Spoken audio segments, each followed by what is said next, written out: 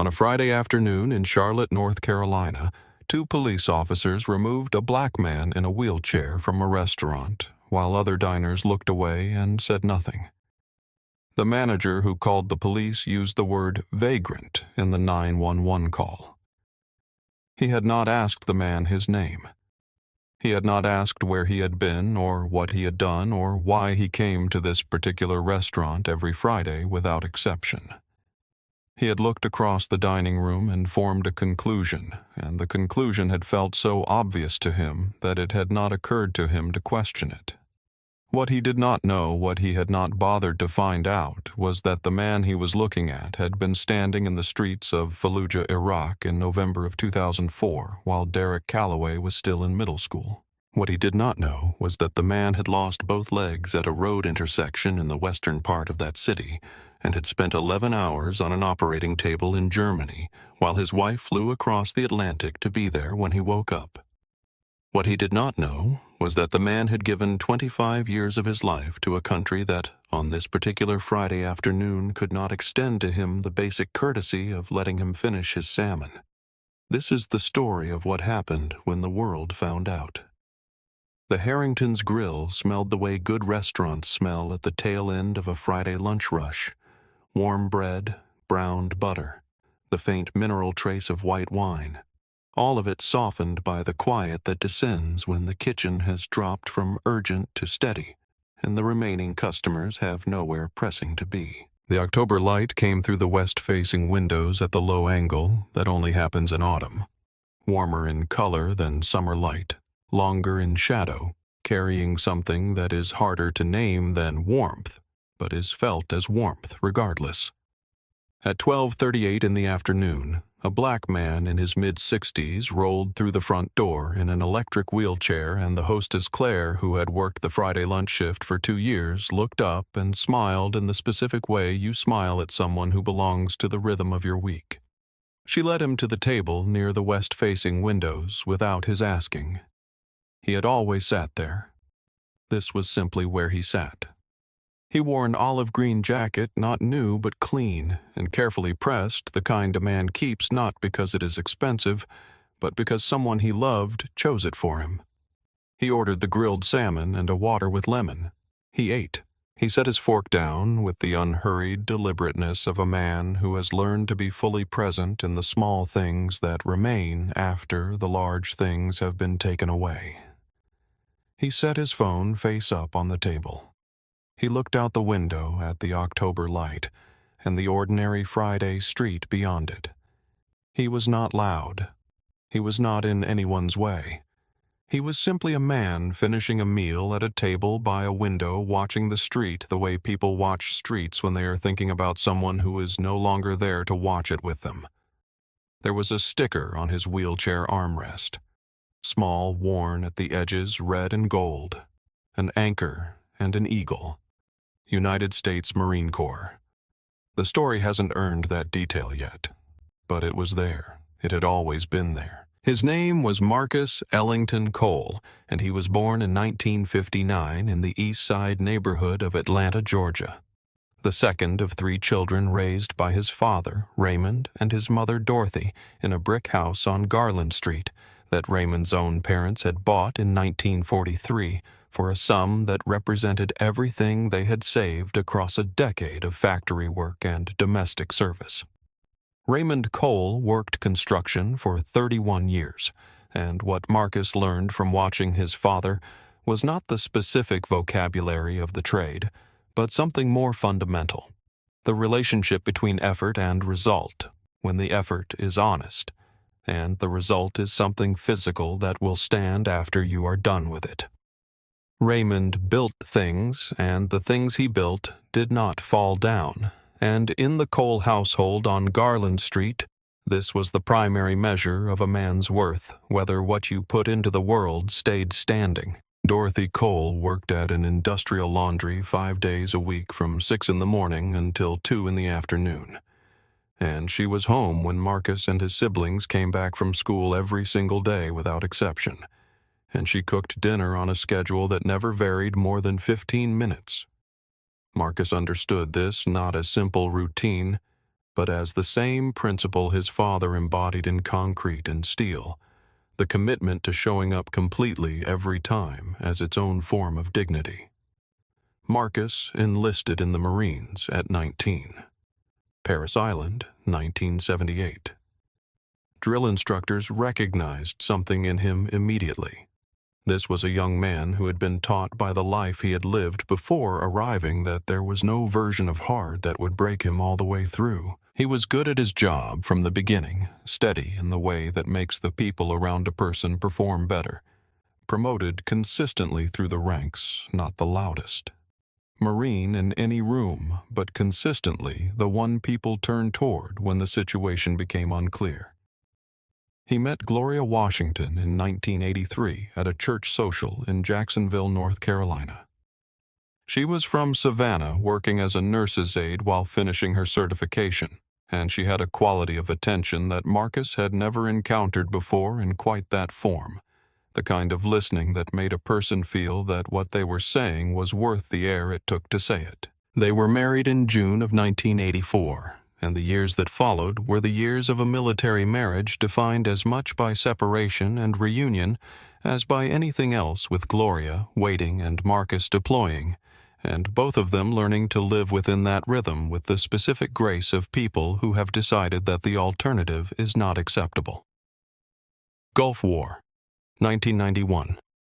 Bosnia, 1995. Each deployment deepened something quiet in Marcus that Gloria understood without pressing. Iraq, 2003. He was 44 old for a combat deployment, and he had arranged it himself because he believed that if his country was asking this of the generation behind him, he was going to be part of the asking. Fallujah, November 2004. An IED buried in a road intersection in the western part of the city. 2 Marines in his vehicle did not survive. Marcus survived what the trauma surgeons later described in the careful language of medicine as a survivable injury pattern. He lost both legs below the knee. The Purple Heart was presented at the military hospital in Landstuhl, Germany. Gloria landed 9 hours after the medal was placed in the box beside his bed. She did not stop at the nurse's station. She walked directly to his room, and when she came through the door, Marcus looked at her face and understood that he was going to be all right. Not because the damage was small, but because she was there. He kept the medal in a bedside drawer for 17 years. He took it out. The morning of Gloria's funeral. She died of pancreatic cancer in the spring of 2021. 8 months from diagnosis to death with Marcus present, for every one of those 8 months, and placed it in the inside pocket of his suit jacket, worn privately as a thing between himself and every person he had ever carried through the years. The Friday lunches at Harrington's Grill had begun in the summer of 2014, when Gloria read about the restaurant in a local magazine and suggested they try it. They came on Fridays because that was the day that worked. They liked the west-facing windows and the particular quality of the October light and the fact that it was quiet enough for conversation. Within a month, it had become the kind of thing they did without discussion because the repetition itself had become the point. After Gloria died, Marcus kept coming. Every Friday, same table, same salmon, same window. He came because stopping would have been a loss layered on top of a loss he was already carrying, and because the table near the west-facing windows was the place where he felt closest to her, not rational exactly, but true, in the way grief makes certain irrational things true. On the 4th Friday of October 2024, Marcus drove to Harrington's Grill and went inside for the 29th time since Gloria's death. He had no reason to think it would be different from the other 28. He was about to find out how wrong he was. Derek Calloway had been the floor manager of Harrington's Grill for 7 months, and in those 7 months he had developed a relationship with the dining room that exceeded what his actual authority over the space warranted the proprietorial investment of a man who thinks of a shared space as his personal domain, and who has developed without anyone ever examining or challenging it in him an acute sensitivity to the presence of people who do not, in his unexamined judgment, belong there. He was 31 years old. This was his second management position. He had gotten the Harringtons' job partly because the previous floor manager had left suddenly, and the regional operations director needed someone quickly, and Calloway was available and described by references as detail-oriented and motivated. What the references did not capture was the specific way that motivation expressed itself, the way he moved through the dining room during his walkthroughs with the alert proprietary energy of a man patrolling something that was his to protect. At 12:43 in the afternoon, Calloway did a walkthrough and saw Marcus, for the first time, a black man in his mid-60s, alone at a window table, electric wheelchair, olive jacket worn at the cuffs, meal finished plate still on the table, phone face up beside it, looking out the window at the street. He formed a conclusion. It arrived already assembled, not the product of reasoning, but of something faster and less examined, a reading of the situation that felt so obvious it did not require interrogation. The word that came to him privately before he had taken 3 more steps was vagrant. He watched for 5 minutes. Marcus did not move. He did not order anything more. He just looked out the window. Calloway approached. He crouched slightly at the edge of the table, the instinctive crouch people use with wheelchair users, a crouch that carries within it assumptions about the person being addressed, and in a low voice told Marcus that the table was needed, and if he wasn't planning to order anything more, he would have to clear the space. Marcus looked at him with the steady, unhurried attention of a man who has been receiving and giving orders in difficult conditions for most of his adult life, and said calmly that he had ordered his meal, he had paid for it, and he was not bothering anyone. Calloway said the restaurant had a table time policy during peak hours. There was no such policy. Calloway had constructed that sentence on the spot and delivered it with perfect confidence because he had decided that needing a policy and having one were close enough to the same thing to make no practical difference. Marcus said he would like to see that policy in writing. Calloway said he would find it and bring it by, which was a thing he said to buy time rather than a thing he intended to do. He walked back to the host station, and as he passed the 4-top table 2 rows behind Marcus, he paused. He looked at the 2 couples sitting there. They had been watching the exchange with the tense attention of people who sense something wrong, and Calloway straightened his jacket, adopted a professional expression, and said quietly, "I apologize for any disruption. We're handling it." As though Marcus Cole were a leaking pipe, a problem in the ceiling, something the management was in the process of fixing. That sentence spoken to 4 strangers over the head of a man who had not done a single thing wrong would be captured on film 11 minutes later, and it would be heard by 11 million people before the weekend was over. He had no idea what he had just set in motion. 2 tables away, Sandra Okafor had been watching since the moment Calloway first approached Marcus, and she had watched with the precise, unsentimental attention of a woman who had spent 17 years as a contracts attorney, and had developed through those years a very sharp eye for the mechanics of power in human interactions, who holds it, who is performing certainty they don't possess, and who is receiving a message designed to sound like something other than what it actually is. She was 49 years old, having lunch alone on a Friday, because her usual lunch companion was out sick, and returning to the office early had not seemed like a sufficient reason to miss a meal she had been looking forward to. She was a practical woman who made practical decisions, but she had set her water glass down after Calloway's first approach and had not picked it up again because what she had watched from 10 feet away was not ambiguous to her in any respect. She knew what she had seen. She knew what it meant. and she was now in the process that careful people go through before they act, which is the process of determining what action will produce and whether that production is what she intends. She watched Calloway pause at the foretop table and deliver his apology. She watched him smooth his jacket with the self-satisfied composure of a man who believes he is managing a situation effectively. She reached for her phone. She was not impulsive. She was deliberate.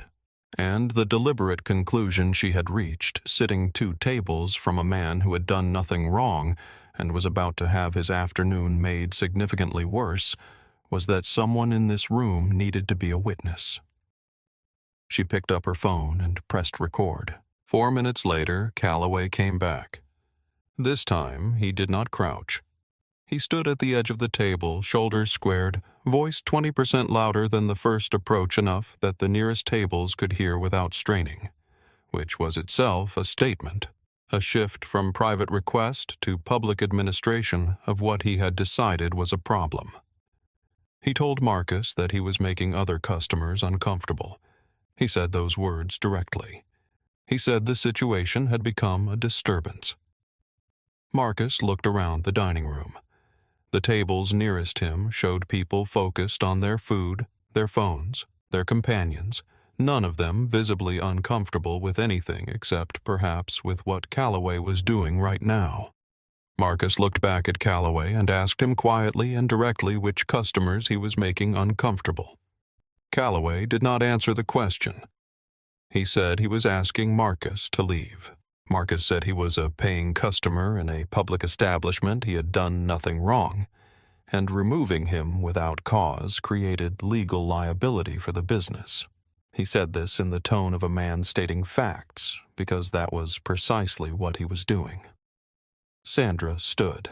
She moved to position herself between Calloway and Marcus, not aggressively, not theatrically, but with the unmistakable physical decisiveness of someone who has made a decision and is now implementing it. She told Calloway she had been sitting 2 tables away for the better part of an hour, and this man had done nothing to disturb anyone in the room, and that what Calloway was doing right now in front of her and in front of everyone who was now openly watching was harassment. She was an attorney, she told him. She knew exactly what this was.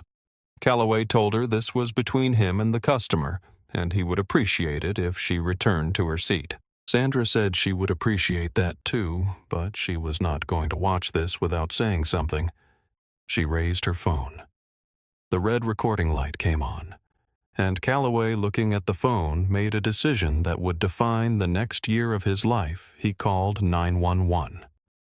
The dispatch recording obtained later through a public records request captured him describing the situation as a non-customer, causing a disturbance, and refusing to leave when asked by management.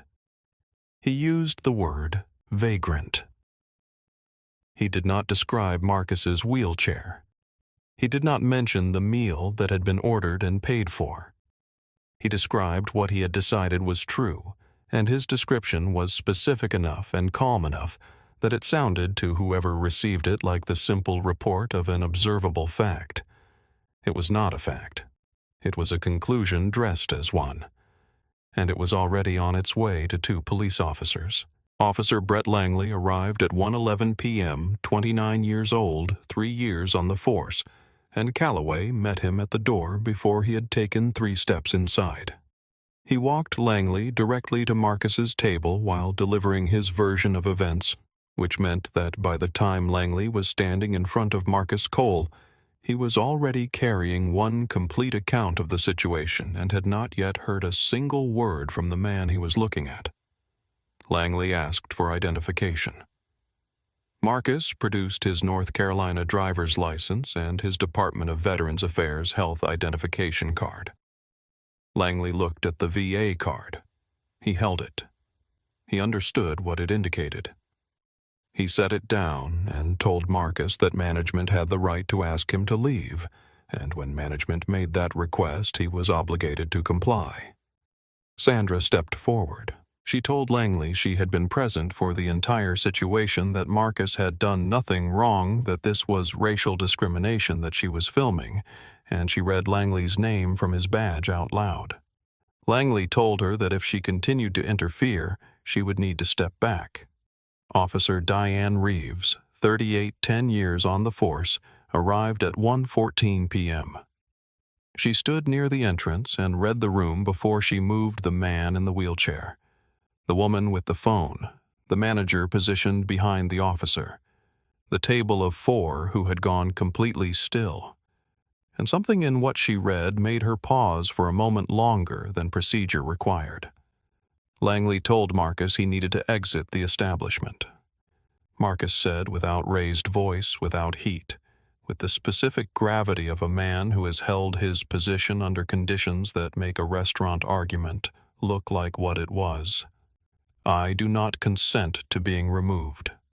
I have done nothing that justifies this." Langley put his hands on the wheelchair handles. Marcus said, "Do not touch my chair."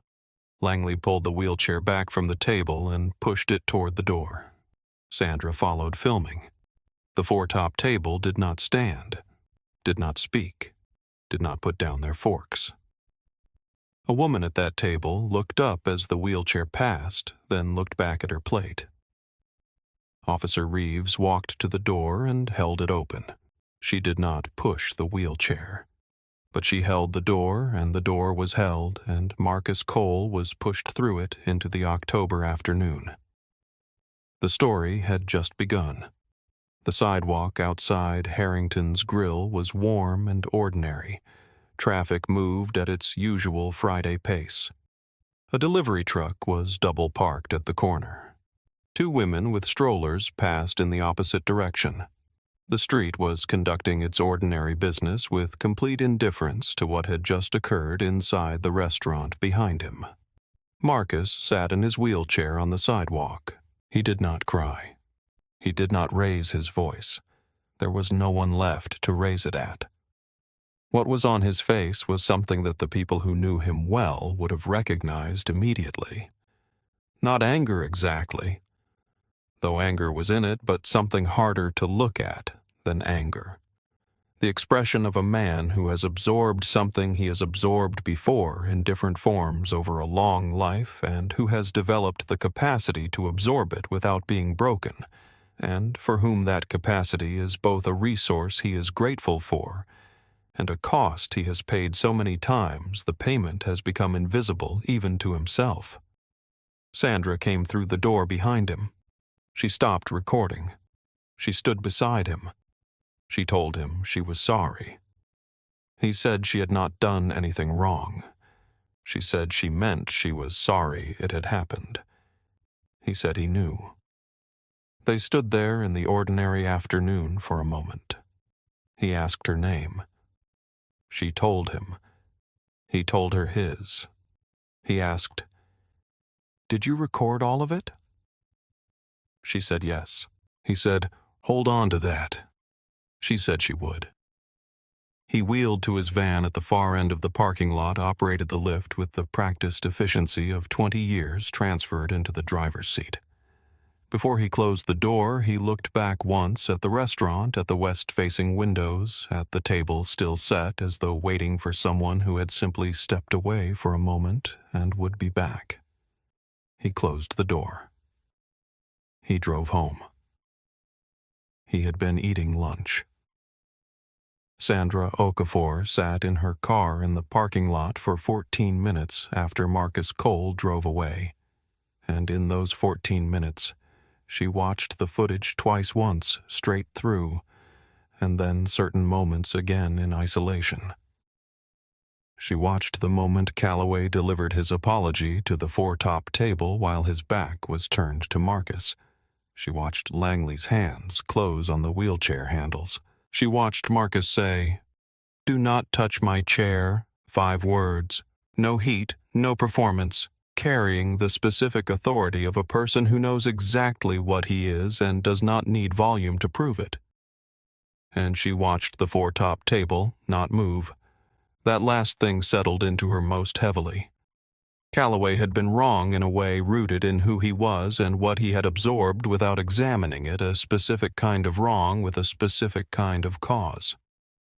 Those 4 people at that table had been wrong in a way that was about choosing not to act when they could have acted, and that kind of wrong was quieter and more common and much harder to point to in any formal setting. She posted the video at 3:02 p.m. Her caption was factual and plain. This man was eating lunch alone at a restaurant in Charlotte today. The manager called him a disturbance. The police removed him.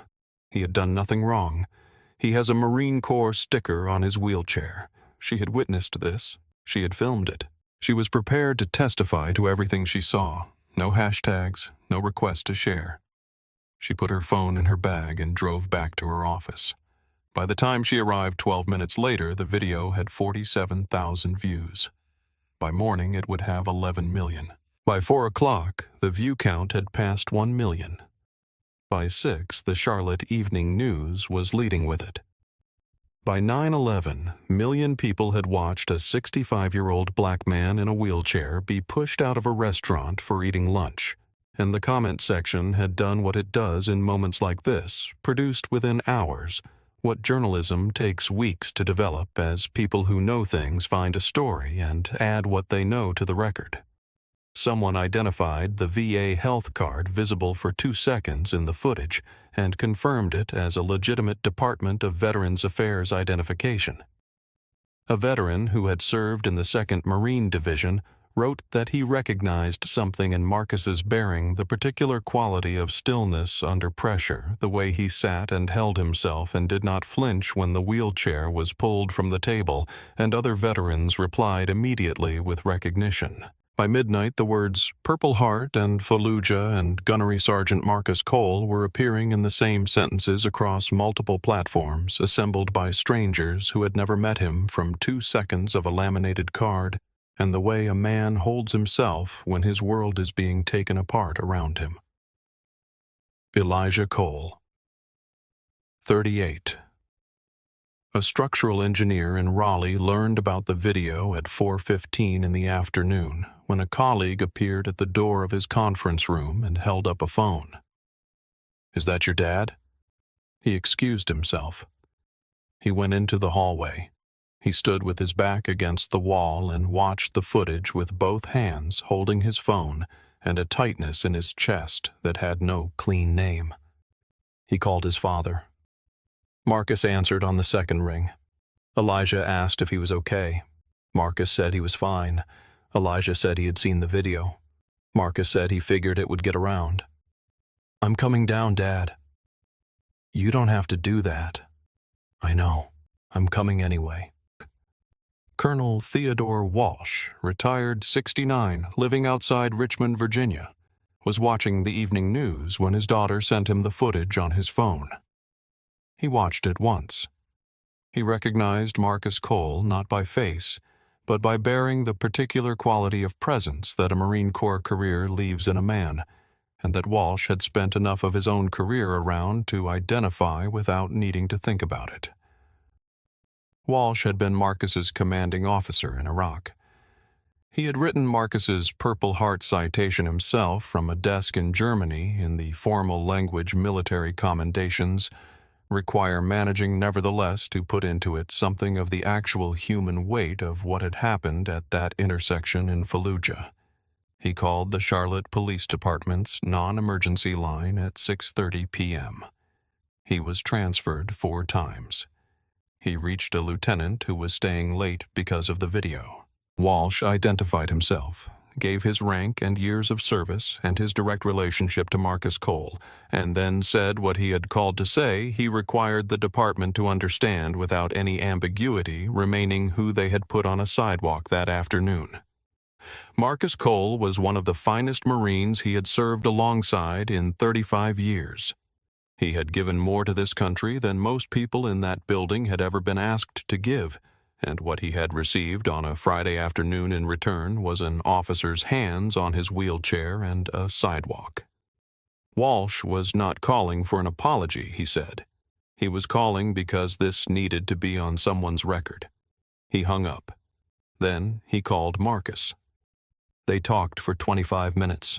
At the end, Walsh said, "You know what you are. Don't let them tell you different." Marcus said, "I always have." That was the end of the conversation and the beginning of something else entirely. Elijah arrived at his father's house at 7:30 in the evening to find Marcus in the kitchen making dinner, methodical, quiet television off, moving between the stove and the counter with the efficiency of a man for whom the kitchen has become a place of reliable order in a life that has had considerable disorder in it. They ate dinner. They talked about the drive, about Elijah's work, about the house, about the gutters Marcus had been meaning to fix since August. Not about the restaurant, not directly, not yet. After dinner in the living room, Elijah looked at his father and asked how he was actually doing. Marcus considered this. He said he had been worse. Elijah said that wasn't the same as being okay. Marcus agreed it wasn't. He looked at the photograph of Gloria above the television taken at Elijah's birthday dinner in 2019. Her face caught mid-laugh at something Marcus had said, a laugh he had put on that wall because it was the thing he wanted to see when he walked into the room. What got to him, Marcus said, was not what Calloway had thought of him. He had been underestimated before in different forms across a long life. That was nothing new. What got to him was sitting on that sidewalk thinking about Fallujah and everything he had carried back from it, and everything he had put into this country, and watching that officer look at his VA card, hold it in his hand, understand exactly what it was, and set it down and proceed on the basis of the picture he had already formed before he walked through the door. Elijah said nothing. Marcus looked at Gloria's photograph. "I'm not surprised," he said. "I want to be clear about that. I was not surprised. I just wanted to eat my lunch." Elijah reached across and put his hand on his father's arm. Marcus looked at his son's hand, then at his son, and he let him. 3 days after the incident, Harrington's Grill's corporate parent issued a public statement describing Calloway's actions as inconsistent with the company's values and its commitment to welcoming all guests. Marcus read it at the kitchen table while Elijah was still staying at the house and was quiet about it for a moment before he said that companies had values the way managers had policies they existed when it was useful to point to them. Attorney Renee Whitmore, 44 civil rights practice in Charlotte for 12 years, was contacted through a mutual acquaintance 4 days after the incident. She reviewed Sandra's footage and the 911 dispatch recording obtained through a public records request, and called Elijah with a direct assessment the case was strong. The question was what Marcus wanted. Elijah asked his father. Marcus said he wanted people to understand what had happened not for himself, but for the next person. Renee filed suit the following week.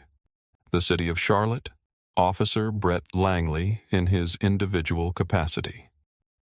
Derek Calloway in his individual capacity, Harrington's Grill's corporate parent.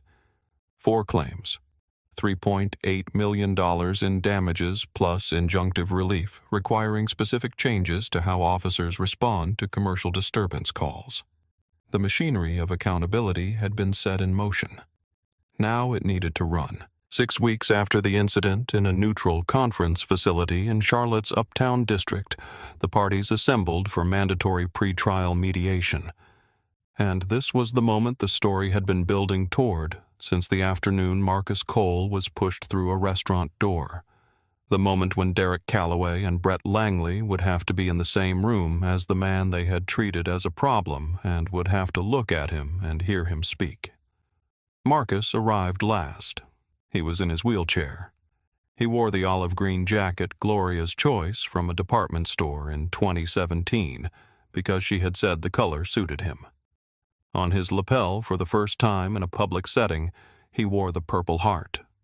He had never worn it publicly before, kept it in a drawer then in his inside pocket at Gloria's funeral, and that had been the extent of it. He put it on the morning of the mediation not as a performance or a weapon, but because he had decided the night before that this room deserved to know exactly who it was dealing with, and the metal was the most precise language he had for saying so. Calloway saw it first. His eyes found the metal, then found Marcus's face, then dropped to the table, and something happened around his jaw that was not quite an expression, but was the thing that comes before one. The corporate attorney opened with prepared remarks about institutional regret. Marcus did not look at him while he spoke. When it was Marcus's turn, he did not raise his voice, and he did not perform emotion because he had not come there for either of those things. He spoke about Fallujah, about the intersection in November 2004, and the two young Marines, both younger than Elijah was now, who had been in the vehicle with him and had not survived it. He spoke about the hospital in Germany and 9 hours of waiting and Gloria coming through the door and what her face had told him before she said a single word.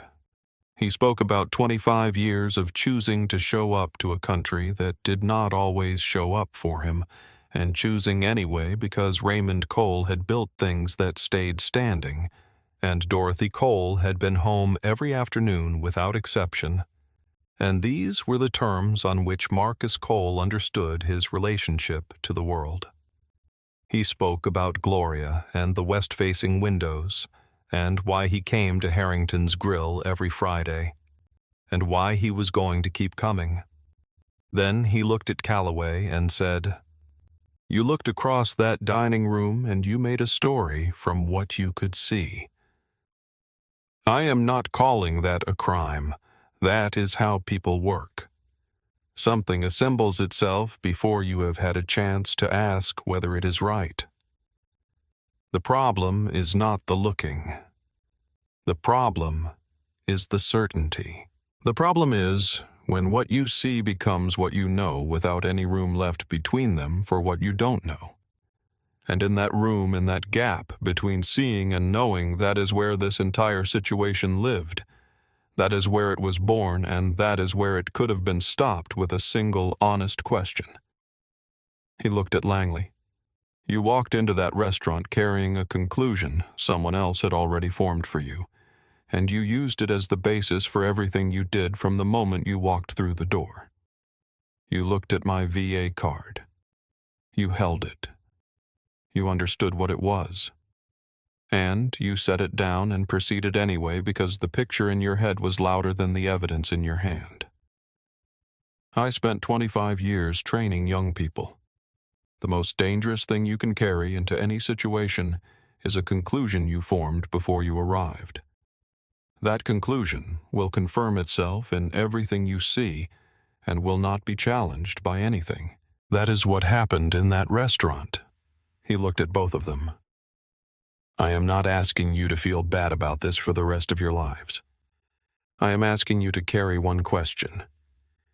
Every time you walk into something, any situation, before you act on what you think you see, ask yourself, am I missing something? That is the whole thing. That one question asked honestly changes everything. It would have changed that entire Friday afternoon. Nothing else would have been required." The room was quiet in the way that rooms are quiet when something has been said that cannot be unsaid. Calloway broke first, barely audibly, a single controlled sound, and then he looked at the table. Langley spoke.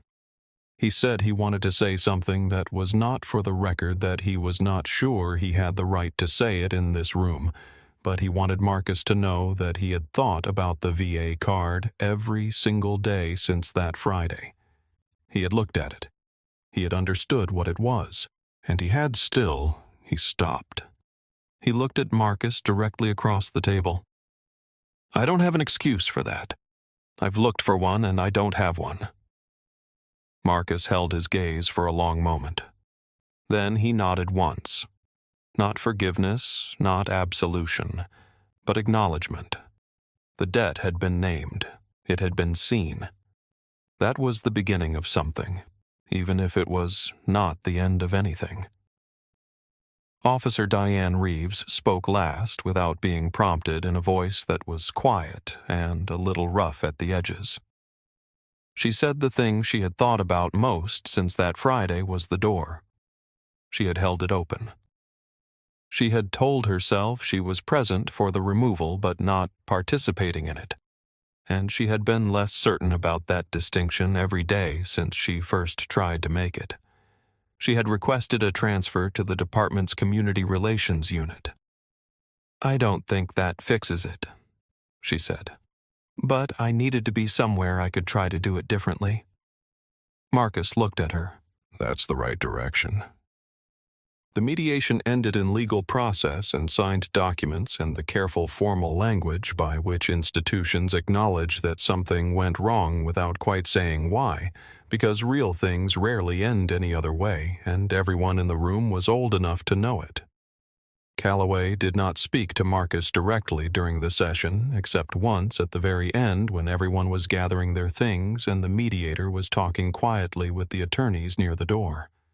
Calloway stopped. He turned from the doorway and looked across the room at Marcus, who was adjusting his jacket and had not yet looked up. When Marcus looked up, Calloway was standing there not with anything prepared, not with the polished language of institutional apology, but with the specific expression of a man who has understood something he cannot take back, and is standing in front of the fact of it. He did not say, "I'm sorry, those words were both too small and too easy," and something in Calloway's face suggested he had arrived at an understanding of both those facts simultaneously. What he said was, "I didn't see you." 3 words. A confession, not an excuse. Marcus looked at him.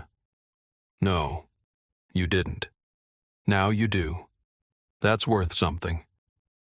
Calloway left. The door closed. Renee leaned to Marcus. "You all right?" Marcus looked at the closed door for a moment. "Yeah, I'm all right." Derek Calloway was terminated by Harrington's Grill's corporate parent 8 days after the incident in a letter that used the phrase, "conduct inconsistent with our commitment to all guests," and offered no severance. He did not give interviews. He did not make public statements. In the months that followed, he worked at a grocery distribution warehouse on the south side of Charlotte, physical schedule-driven work with nothing proprietary about it. No dining room to manage, no version of belonging that he got to decide. One evening, 6 months after the mediation, he called the VA's volunteer coordination line and asked how a person without military experience could volunteer with veteran peer support programs. He showed up the following Tuesday. This was not redemption. Redemption is too clean a word for what this was. This was the beginning of carrying the question he had been asked to carry, and the beginning is not the same as the arrival. Officer Brett Langley received a 45-day suspension without pay, mandatory re-enrollment in the department's implicit bias and de-escalation training, and a 6-month probationary field assignment with a senior officer. He completed every requirement on schedule. When the probation ended, he requested assignment to the department's Veteran Liaison Program. The request was granted. 6 months after the mediation, he asked Renee Whitmore's office to relay a message to Marcus. Not looking for acknowledgement, he said, just wanting Marcus to know he was doing the thing he had been asked to do. Renee passed it along. Marcus said, "Good, that's all I asked."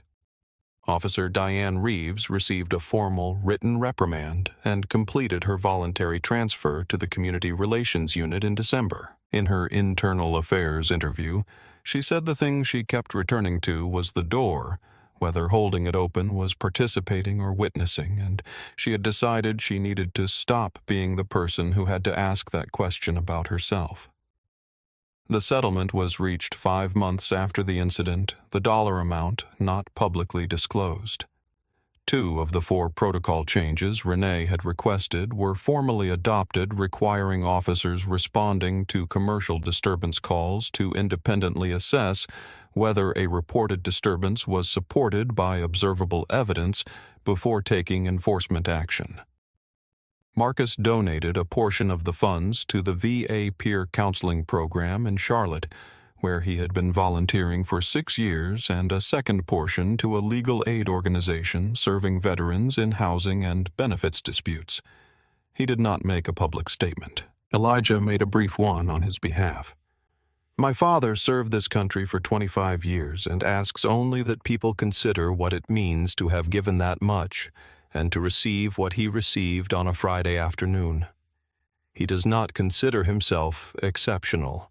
That is precisely the point.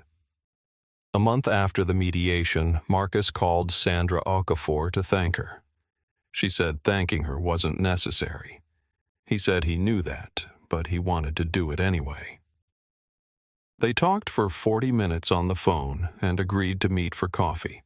They met at a small cafe 2 blocks from Harrington's Grill on a Wednesday afternoon, and Sandra told him she had thought carefully about whether to post the video, not about whether it was right, because that part had not been in doubt from the moment she watched it back in the parking lot, but about whether she had the right to make that decision for him to put his image and his situation in front of 11 million people without his knowledge. He told her she had made a judgment call and a good one, and she had been there when nobody else in that dining room was willing to be, and that mattered in a way that was separate from and more important than any of the legal questions. She said the 4 top tables still bothered her more than Calloway did even now. Calloway had been wrong in a way rooted in who he was and what he had absorbed without examining a specific kind of wrong with a traceable cause. Those 4 people had been wrong in a way that was about choosing not to act when they could have, and that kind of wrong was quieter and more common and could not be named in any courtroom. I know, he said. I've been around a long time. You see a lot of quiet wrong? She asked what he did with it. He was quiet for a moment. You do what you did, he said. You stand up when you can, and you keep a record. They finished their coffee. Walking back to the parking lot, Sandra looked at the Marine Corps sticker on his wheelchair armrest, worn at the edges, placed there in 2005, still perfectly legible, and thought about everything that small piece of red and gold contained, and how close it had come to passing entirely unseen. She did not say this to Marcus. Some things do not need to be said. On the Friday following the settlement announcement, Marcus Cole drove to Harrington's Grill, not to make a point, not as a performance, not because he had won something and wanted to claim the territory. He drove there because it was Friday, and this was where he went on Fridays, and nothing that had happened in the months between that October afternoon and this one had changed the fundamental nature of what that table represented: a connection to Gloria, who was no longer there to sit across from him, and which was therefore not something he was prepared to surrender because of one bad Friday, however bad it had been. Bad. He parked. He transferred to his wheelchair. He went in. The new floor manager, Christine, who had been briefed thoroughly on everything and understood exactly what this first visit meant, greeted Marcus by name and showed him to the table near the west-facing windows without his having to ask. She did it the way Claire had done it for years, with the quiet, matter-of-fact warmth of someone for whom this is simply the correct thing to do and who requires no special occasion to do it. He ordered the grilled salmon, water with lemon, phone face up on the table. He looked out the window. The October light came through the glass the way it always comes in October, lower than summer, warmer in color, carrying something in it that is different from the light of other months in a way that is easier to feel than to explain. Gloria had tried to explain it once and had settled on calling it old light, meaning light that had been somewhere else and seen something before it reached you. He hadn't fully understood what she meant when she said it. He thought he understood better now. He was halfway through his salmon when the door opened. Elijah walked in wearing his work clothes, having driven from Raleigh during what was technically his lunch hour in a way that stretched the concept of lunch hour to its absolute outer limit, a 4-hour round trip for a meal that would probably last 45 minutes, which was either inefficient or exactly the right thing depending on how you understood the purpose of the drive. He pulled out the chair across from his father's wheelchair and sat down with the ease of a man who has sat in that exact chair enough times now that it has started to feel like his. Marcus pointed out that he had driven 4 hours. Elijah said, each way, and he knew, and he was going to have some salmon. Marcus looked at his son.